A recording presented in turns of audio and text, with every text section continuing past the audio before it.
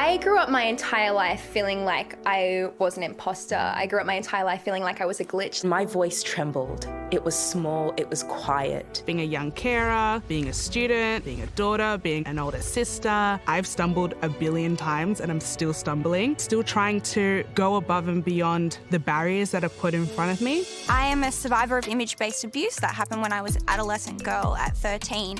I think it was with the strength of other young girls that I was able to push through my history and make change. Realising my power has been both the greatest challenge, but it's also presented the greatest reward. To shed fear and to speak.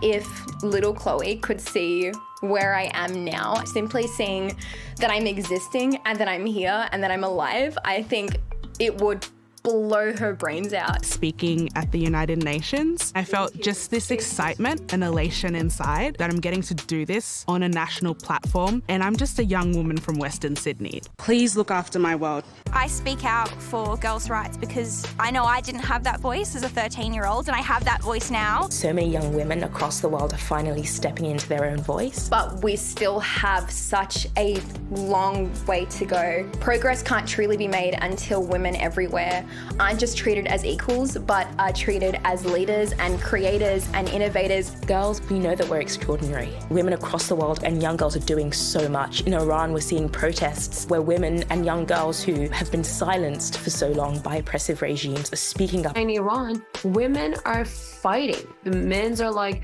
when did all these girls and women became so strong and brave that why did we miss this? Women had made a change in Iran. Girls can, when we're given the same tools as everyone else, we can shape the world. Everything that is happening in Iran right now, it all started from this 3 words: women, life, freedom. They just want their rights. If I have to cut my hair off to show the world how mad I am, how angry I am, I will do it.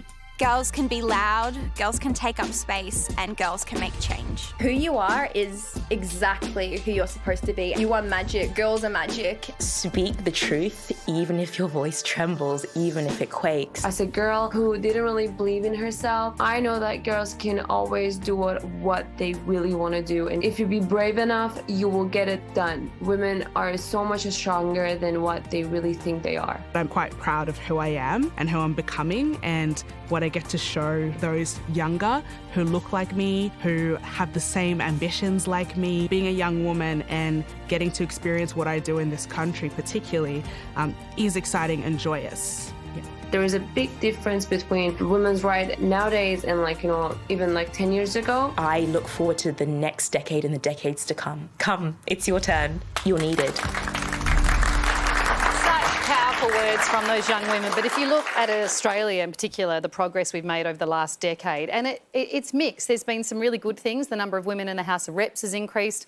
Teen pregnancies have halved. Women's hygiene products now free in all Aussie high schools, which is brilliant. But then you see some of the other stats that haven't changed, in fact, have gotten a lot worse, and you realise that we are making progress, but we're also going back in some ways. Rates of sexual assaults have increased by 22% in just this decade. And when you look at the gender pay gap, you hear things and you think, we're getting closer. We've gone from place 25 on the list to 43 in terms of the gender pay gap. So there's so much more work to be done, which is why this generation, we need them, we need their voice. So impressive. I know that you don't want to sort of focus entirely on the hope because there is still so many things that need to be changed and improved. I've got to say, though, you see those young women and you think, my God, the strength that they have, and they are walking on the shoulders of other women that have sort of forged that's oppressive, paths. Hamish. I didn't mean it oppressive. Of course you'd point that out, Langbrook. But it is. I think it's good to focus on the hope. Well, hope's all we've got at this point in time. So let's stay hopeful. And the hope is those women, and it does really feel very lovely. hopeful.